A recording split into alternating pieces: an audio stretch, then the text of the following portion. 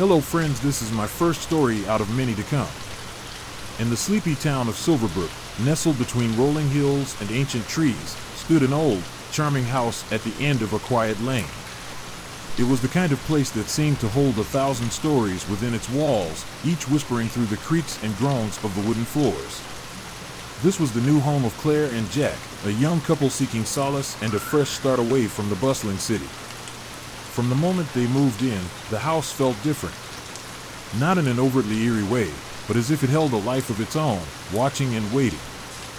Claire, with her passion for vintage decor, fell in love with its character and quirks, while Jack, ever the skeptic, was more practical, appreciating its sturdy build and spacious rooms. Their first night in the house was uneventful, save for the occasional flicker of the old lights.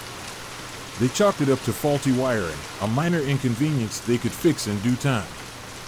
However, as days turned into weeks, small, inexplicable occurrences began to unfold. One evening, as Claire was unpacking boxes in the attic, she stumbled upon an old, dusty trunk. Curious, she opened it to find an assortment of children's toys, neatly arranged as if waiting for their owner to return. Among them was a small, worn-out teddy bear, its button eyes glinting in the dim light. Claire felt a pang of sadness, wondering who had left these treasures behind. The next morning, Jack awoke to find the teddy bear on their bedroom dresser. "Did you bring this down?" he asked Claire, holding up the bear. Claire shook her head, her brows furrowed. "No, I left it in the attic. Maybe I should put it back." But as she reached for the bear, a sudden chill swept through the room, and the lights flickered again. They exchanged uneasy glances, but said nothing, attributing it to the quirks of an old house. Days later, Jack was working late in his home office when he heard the faint sound of giggling. He paused, listening intently, but the sound vanished as quickly as it had come. Shaking his head, he dismissed it as his imagination and returned to his work. That night, they both woke to the sound of soft sobbing. Following the sound, they found themselves in the attic, standing before the old trunk. The lid was open, and the toys were scattered across the floor. In the center of it all sat the teddy bear, looking more forlorn than ever. Jack picked it up, examining it closely. "Claire, this is getting weird. Maybe we should get someone to check this place out." "I agree. Something doesn't feel right." The next day, they called a local historian, Mrs. Thompson, who had lived in Silverbrook her entire life. She arrived promptly, her eyes twinkling with curiosity as she stepped into the house. "Ah, the old Parker house," she said, her voice tinged with nostalgia. "This place has quite the history." They led her to the attic, explaining their experiences. Mrs. Thompson listened carefully, her expression thoughtful. "There was a tragic incident here many years ago," she began. "A young boy, Thomas Parker, lived here with his parents. He loved this house, but one night, a fire broke out. His parents perished in the blaze, but Thomas survived, though he was never quite the same." Claire and Jack exchanged shocked glances. "Do you think Thomas's spirit is still here?" Claire asked. Mrs. Thompson nodded. "It's possible. Spirits often linger in places where they experienced great trauma or had a strong attachment." That night, Claire and Jack decided to try and communicate with the spirit.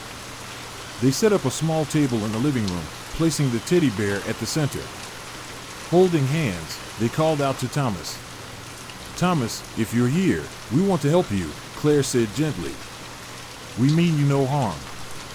The room grew colder, and the lights dimmed. Suddenly, the teddy bear slid across the table, stopping in front of Claire. They heard a faint whisper, like a child's voice carried on the wind. "I'm scared." Jack's heart ached for the boy. "Thomas, what are you afraid of?" he asked softly. "Fire," came the barely audible reply. Realization dawned on Claire and Jack. "We're not here to hurt you, Thomas. We want to help you find peace," Claire said. Over the next few days, they made it a point to speak to Thomas regularly, assuring him of their goodwill. Gradually, the strange occurrences lessened, and the house felt lighter, as if a weight had been lifted. One evening, as they were settling in for the night, Claire noticed an old newspaper sticking out from under the dresser. Curious, she picked it up and gasped. There, on the front page, was a picture of their house, engulfed in flames. The headline read, "Tragic fire claims lives of couple in Parker house." Claire's hands trembled as she showed the paper to Jack. "This can't be right. This says the fire happened a year ago today." Jack's face went pale as he read the article. "But that's us," he whispered. "We died in that fire."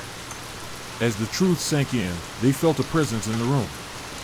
Turning, they saw a little boy standing in the doorway, his eyes wide with fear. It was Thomas. "You're not real," he said, his voice trembling. Claire knelt down, tears in her eyes. "We're so sorry, Thomas. We didn't know." Thomas took a step back, his ghostly form shimmering.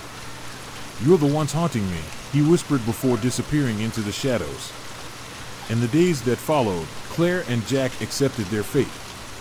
They were the spirits, bound to the house where they had met their tragic end.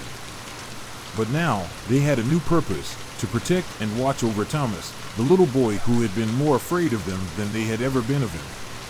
And so, in the quiet town of Silverbrook, the old Parker house stood as a bridge between worlds, a place where the living and the dead coexisted, bound by a shared tragedy and an unspoken promise of protection and peace.